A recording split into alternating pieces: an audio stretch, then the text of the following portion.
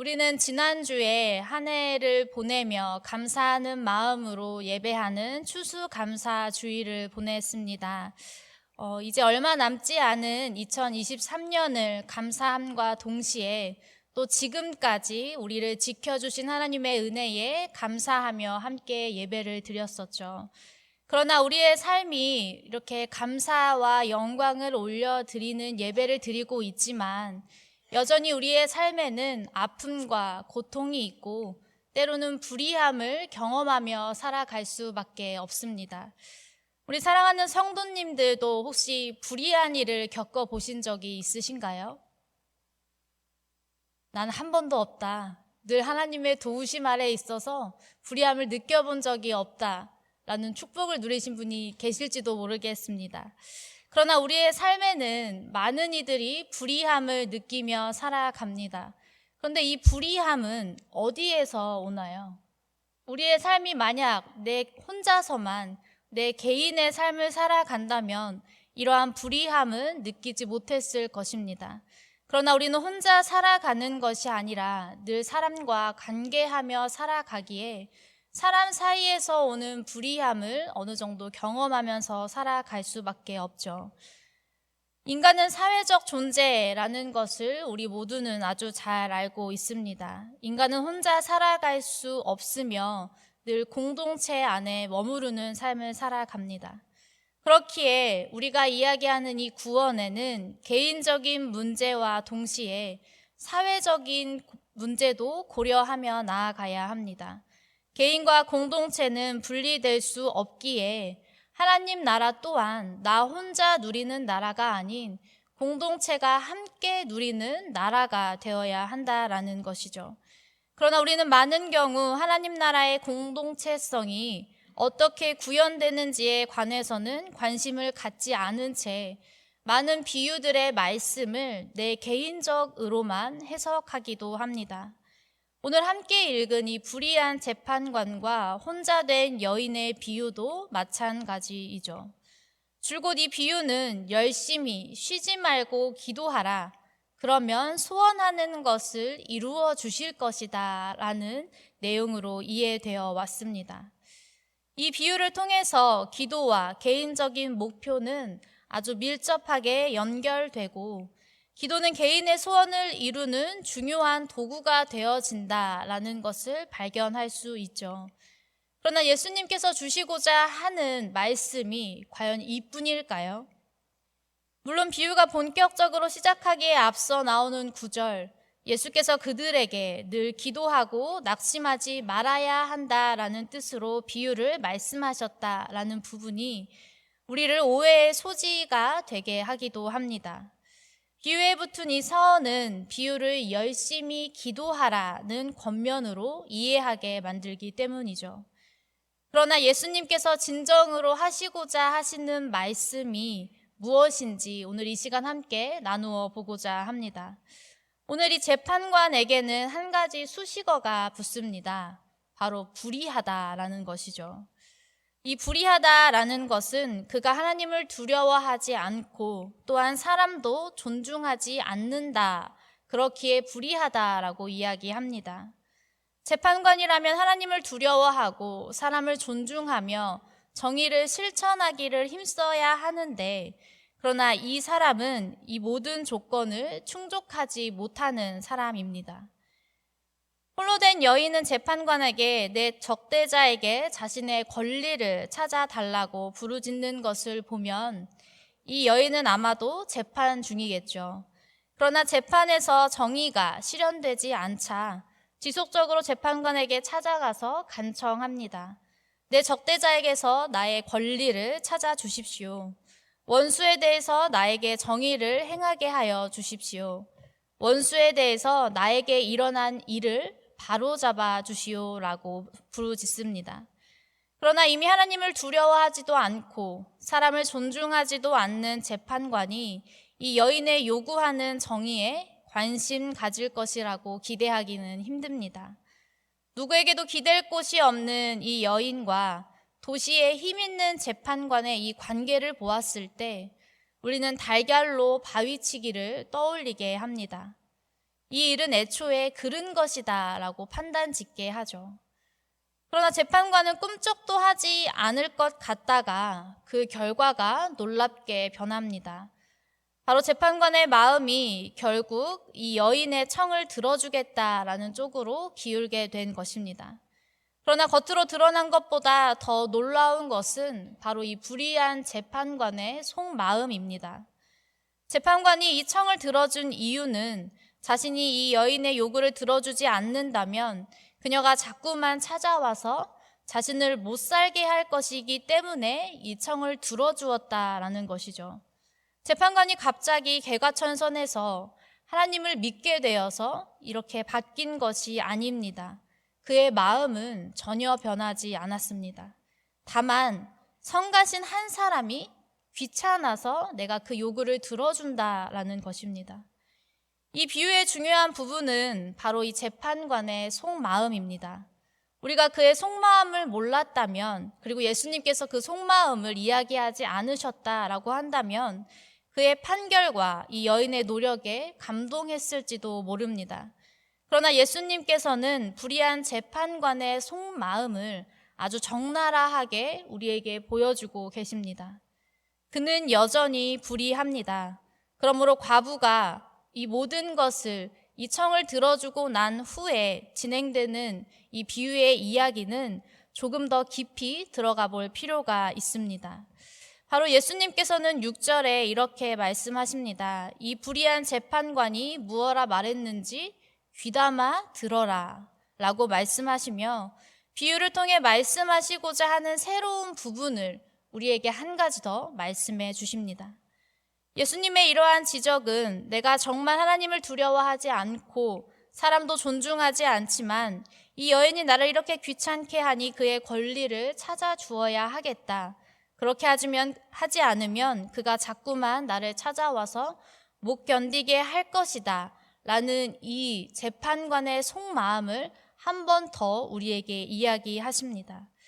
예수님은 왜 이러한 재판관의 못된 속마음으로 우리를 인도하고 계신 것일까요? 바로 이제 이 여인이 이후에 하나님께서 들어주신 이 기도 응답의 후에 무엇을 선택할지 더 주목해 보라라는 예수님의 말씀입니다. 이 여인은 자신의 청이 들어진 후에 두 가지의 삶의 모습의 선택지가 있습니다. 첫 번째는 재판관이 불의하더라도 자신의 소원이 이루었으니 과부는 감사하며 집으로 돌아가는 삶을 선택할 수 있었을 것입니다. 그렇다면 두 번째 모습은 어떤 모습이겠습니까? 소원은 이루어졌지만 재판관이 여전히 불의하니 자신의 소원 성취에만 만족하지 않고 계속되는 불의함을 외면하지 않는 모습으로 살아가는 것, 이 둘 중에 하나의 모습을 선택해야 합니다. 대개의 경우 첫 번째 선택을 하게 될지 모르겠습니다. 원하는 것을 얻었으면 충분하다라고 생각합니다. 그래서 기도는 자신이 원하는 것을 얻는 것, 그리고 그 기도가 응답되었다면 거기서 멈추는 삶의 모습을 대부분 보이기도 합니다. 그러나 과연 기도는 진정 자신이 원하는 것을 얻기 위한 행위만이 되어질까요? 이 비유에는 또한 이해되지 않는 점이 한 가지 더 나타납니다. 불의한 재판관에게 낙심하지 않고 지속적으로 매달려서 원하는 것을 얻었음에도 불구하고 오늘 8절의 말씀입니다. 그러나 인자가 올 때에 세상에서 믿음을 보겠느냐? 라는 예수님의 마지막 질문입니다. 모든 기도의 제목이 이루어지고 이 불의한 재판관에게서 한 여인이 불의함을 정의함으로 새롭게 변화되는 삶을 살았지만 이 마지막, 그러나 인자가 올 때에 세상에서 믿음을 보겠느냐? 라는 이 예수님의 질문은 우리가 다시 한번 우리의 삶을 돌아보게 만드는 질문입니다. 마지막 때에 세상에서 믿음을 찾아보기 어려울 것이다 라는 예수님의 이 말씀에 예수님의 염려가 담겨져 있습니다. 자신의 요구가 이루어진 것에만 만족하고 지속적으로 불의한 재판으로 불의한 상황에 처하게 될 사람이 나올 수밖에 없는 현실에 등을 돌리는 세상에서 무슨 믿음을 볼 수 있을 것인가? 라는 예수님의 염려가 담겨져 있는 것입니다. 오늘 이 비유의 말씀은 어떻게 해서라도 불의한 재판관에게서 내 요구를 이루어내라 라고 말하지 않습니다. 여전히 불의한 재판관이 하나님도 두려워하지 않고 사람도 존중하지 않는 이 세상 속에서 과연 너는 무엇을 할 것인가? 라고 묻고 있는 것입니다. 이 여인은 기쁨으로 집에 돌아가기보다 불의한 재판관의 속내를 간파하고 정의를 행해달라고 지속적으로 부르짖으며 기도해야 합니다. 그리고 자신과 같이 불의함을 겪는 이들과 함께하며 그들을 위해 기도하고 그들을 위해서도 힘쓰는 삶을 살아야 합니다. 기도는 자신의 소원이 이루어질 때까지, 그리고 자신의 소원이 이루어짐으로써만 끝나는 것이 아니라 나의 기도 응답은 당연하거니와 더 나아가 나와 같은 아픔을 가지고 있는 사람은 있지 않은지, 혹시 나와 같은 기도 제목으로 눈물 흘리고 있지는 않은지를 돌아보며 함께 기도하고 함께 아파하며 함께 외치는 것이 진정한 기도의 모습인 줄 믿습니다. 정의란 무엇인가? 라는 책이 있죠. 다들 이 책을 아시나요? 정의란 옳고 그름을 판단하는 문제일까? 라는 질문으로 시작하는 이 마이클 샌델 교수의 이 책은 각 시대를 대표했던 사상가와 철학자들의 논리를 토대로 정의에 대한 생각을 전해주고 있다라고 합니다. 한동안 이 책이 완전 베스트셀러였죠. 그래서 저 또한 이 책을 사기는 했는데요. 다 읽기에는 너무 어렵고 방대하여 다 읽지는 못하였습니다. 그러나 오늘 이 말씀에서 나타내고 있는 정의의 삶이 분명 이러한 정의의 모습, 세상에서 말하는 정의의 모습을 가지고 살아가야 하는 사람들도 있을 것입니다. 그리고 비장한 결의를 가지고 정의를 이루어야 한다라는 목표를 가지고 살아가야 하는 사람들도 역시나 있어야 하죠. 그러나 오늘을 살아가고 있는 우리에게, 지금 이 자리에 있는 우리에게 정의란 과연 무엇이겠습니까? 호세아 5장 12절의 말씀입니다. 정의를 뿌리고 사랑의 열매를 거두어라. 지금은 너희가 주를 찾을 때이다. 묵은 땅을 갈아 엎어라. 나 주가 너희에게 가서 정의를 비처럼 내려주겠다. 정의를 외친 이 호세아의 외침에는 정의를 뿌리고 그 열매가 사랑으로 맺어지는 것입니다. 바로 하나님께서 말씀하신 정의는 하나님의 말씀으로 하나님의 사랑이 더욱 나타나야 한다라고 말씀하고 있는 것이죠. 나만 불의함에서 벗어나 감사하고 집으로 돌아가는 것에서 끝나는 것이 아니라 이 사랑의 열매를 맺음까지 이어져야 한다라는 것입니다. 어려운 이들과 좋은 것을 함께 나누려는 마음, 이웃들을 나와 무관한 사람으로 보지 않고 함께 살아가야 할 소중한 존재로 보는 것이 바로 정의의 시작이다라는 것입니다. 나는 불의에서 벗어났으니 감사함으로 고백하며 끝나는 것이 아닌 여전히 불의함에서 벗어나지 못하고 있는 이들을 향한 마음, 그리고 그 함께하는 마음이 바로 희망 아니겠습니까? 이러한 희망을 나누는 믿음이 우리에게 있기를 소망합니다. 우리가 말하는 희망은 세상에서 말하는 희망과는 조금 다릅니다. 내가 나의 일이 잘 되는 것, 내가 잘 먹고 잘 사는 것, 이런 것뿐만 아니라 바로 하나님의 사랑과 은혜를 나누고 그 안에서 열리는 사랑의 열매를 누리는 것, 바로 그것이 희망의 모습입니다. 우리는 이러한 믿음을 가지고 살아가는 자들입니다. 우리가 희망을 가지고 기도할 때 우리의 기도를 들어주시며 우리를 홀로 두지 않으시고 우리가 이 정의를 위하여서 함께하며 나아갈 때 우리에게 새 힘을 주신다라는 그 믿음을 가지고 기도하며 나아가는 것이죠. 그러나 지금 우리가 살아가고 있는 이 세상은 얼마나 깨어진 것들이 많이 있습니까? 깨어진 관계, 깨어진 모습, 어두움에 살아가는 모습들이 우리들에게 너무나도 큰 슬픔으로 더해지기도 합니다. 나만 아니면 되지 라는 생각들로 다른 사람들의 아픔에는 공감하지 못하는 모습들도 우리 세상에는 너무나 많이 있습니다. 나만 불의함을 겪지 않으면 되지 라는 마음 또한 우리의 한켠에 남아있지 않으신가요? 우리는 지난 2주간 특별 새벽 기도회를 통해서 깨어진 모든 것들을 위해 함께 기도하였습니다. 하나님의 승리는 예수 그리스도의 죽으심으로 나타났으며 우리는 예수님이 죽으심으로 이루신 이 승리의 샬롬을 이루며 살아가는 데에 부르심을 받은 자들이다라고 고백하였습니다. 오늘 우리의 기도가 또 우리의 예배가 이러한 깨어짐을 회복하는 샬롬이 있기를 소망합니다. 믿음은 우리 자신만이 아니라 우리 모두를 희망의 길로, 구원의 길로 이끌어 줍니다. 우리 모두가 하나님의 백성이다라는 사실을 기억하며 나아가야 합니다.